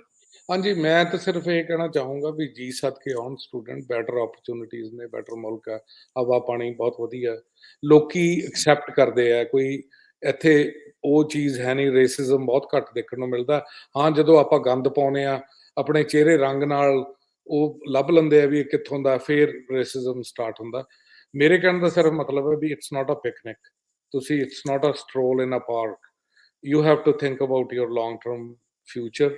ਤੁਸੀਂ ਇੱਥੇ ਸੈਟਲ ਹੋਣਾ, ਰਿਸਪੈਕਟੇਬਲ ਪੋਜੀਸ਼ਨ ਲੈਣੀ ਹੈ, ਤੇ ਜਿਹੜਾ ਸਰਬਪੱਖੀ ਵਿਕਾਸ ਹੈ, ਮੈਂ ਹਾਲਾਂਕਿ PhD ਕੀਤੀ ਸੀ, ਪੜ੍ਹਾਇਆ ਸੀ, ਮੈਂ ਇਸ ਮੁਲਕ 'ਚ ਆ ਕੇ ਜਿੰਨਾ ਮੇਰਾ ਸਰਬਪੱਖੀ ਵਿਕਾਸ ਹੋਇਆ, ਮੈਂ ਦੇਣਦਾਰ ਹਾਂ ਇਸ ਮੁਲਕ ਦਾ, ਯੂ ਨੋ, ਓਨੈਸਟਲੀ।